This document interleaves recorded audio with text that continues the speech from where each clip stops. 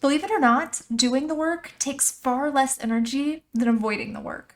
Hello everyone, thank you so much for joining me here today. If you're new, I'm Amanda. Welcome to the channel where we are all about shattering the mental health stigma. If you haven't already, please make sure you make sweet, sweet love to that subscribe button. Give the bell a few kisses so you're not missing any of this content designed to help you with your mental health or help you help someone else.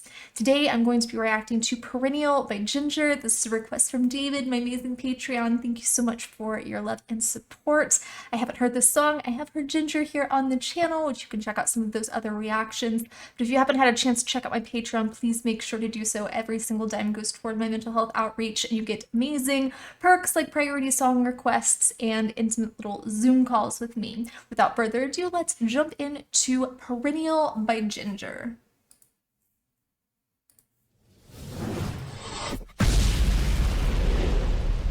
Choppy.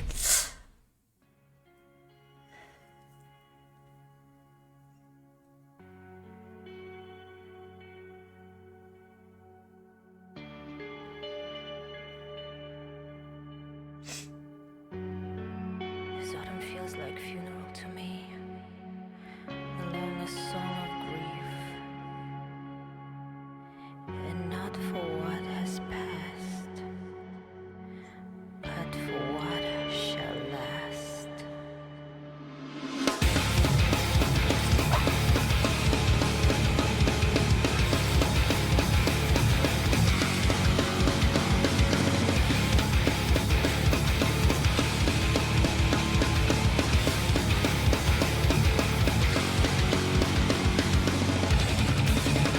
Exhausted natural is so tragic and so eternal.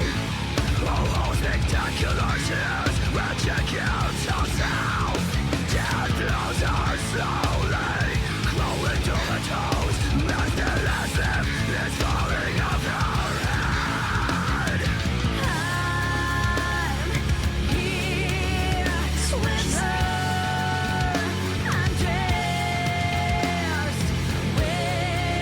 a few petals on my breast. We share the creates and let the landscapes do the same. I love your warmth, but yet the fruit is even cold alone. We fix our eyes up to the sky to see a flight set us farewell. Oh, I will rewind it. I won't miss the transition there, but nature kills herself to crawl back up.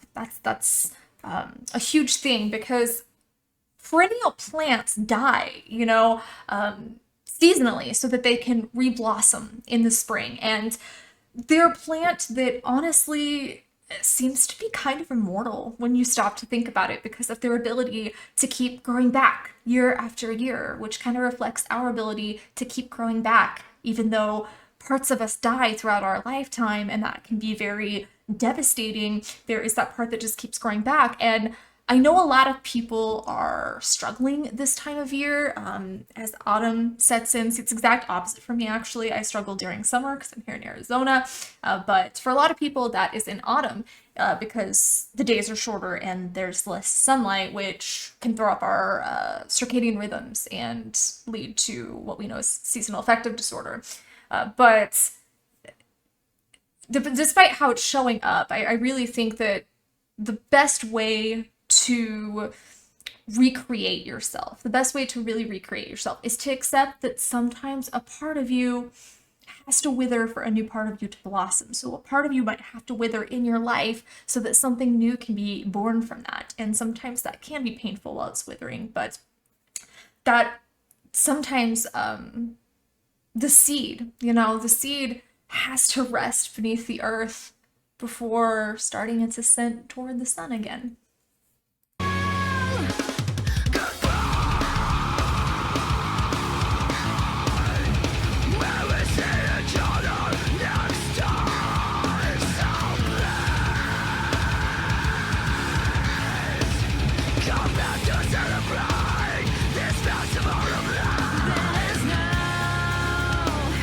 Fly to take a risk that put a return.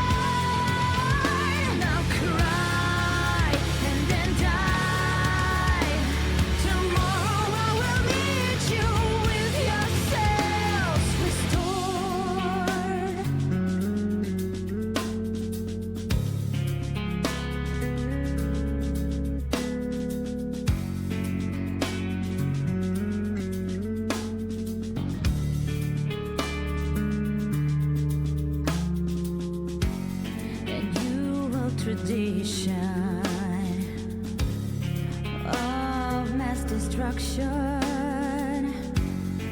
In the name of total reconstruction. My biggest source of confusion. The reason of decay and disillusion. I want to pause again one more time just to say that, festival insinuates a celebration, and death in our culture, I don't know if this is true for all the cultures of the people that are watching, but death in my culture here in America, for the most part, is something that we fear. And we not only fear our loved ones dying, but we fear letting go of parts of ourself, even if it doesn't serve us. We have this fear of letting go, of letting things pass on or move on.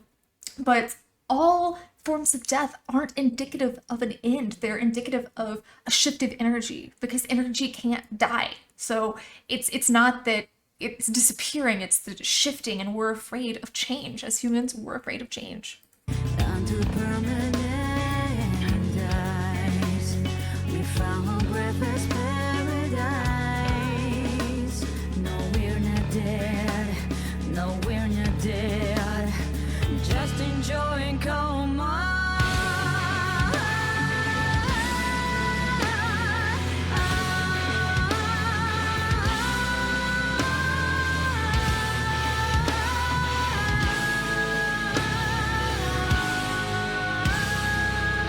From the ashes of my roots, the young man will rise to live again.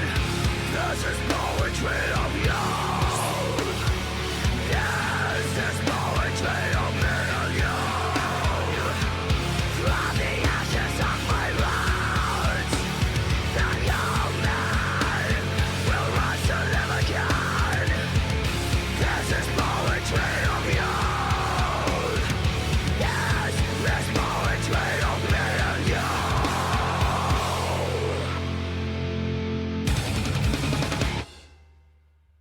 Whoa. Oh. That's all I have to say as well. Well, that's not all I have to say, but whoa, nonetheless.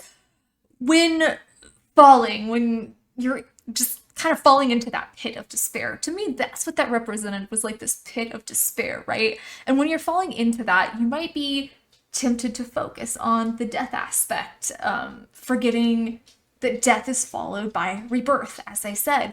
The destruction of life can lead to something new, and not destruction of life as in ending your life, but destruction of life as in ending a certain path that your life is going down. But death doesn't have to be permanent. We have this idea in our head that death is permanent when it's not. Again, it is change, It doesn't even have to be physical. It can be in that metaphorical way, like I was talking about. That's essentially just letting things go and letting things change and letting things have their natural cycle without trying to resist that.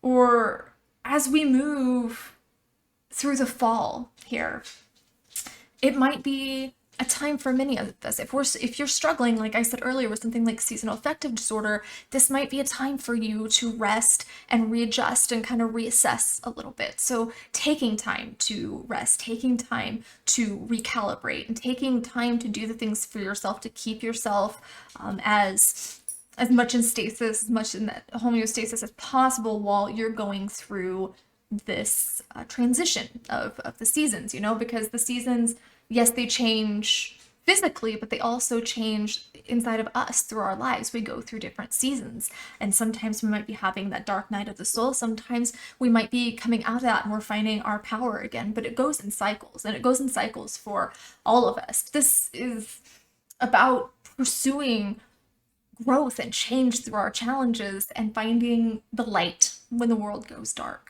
And speaking of finding the light, I think that this woman is the love child of Flora Jansen and Chester Bennington. Like, there's that screaming, but there's also just that that melodious voice, and that's what I think of as this woman is Flora Jensen and Chester Bennington's secret love child. I don't know, maybe I'm just crazy, but I really enjoyed it. I think that I'm not as affected physically by the change of the season. I actually really love the change of the season here because it's finally not so freaking hot and I can go outside again.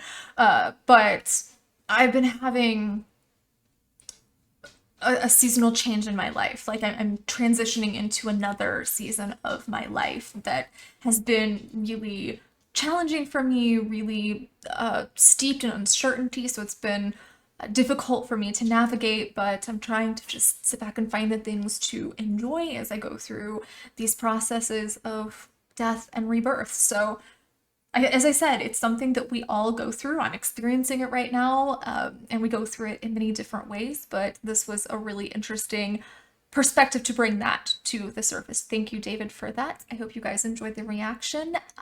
As I said, make sweet, sweet love to that subscribe button, and good, bad, and crazy, make sure you're telling your stories here in the comments. That is how we shatter the mental health stigma, is by talking about it. I love you guys so much, and I'll see you soon. Mwah!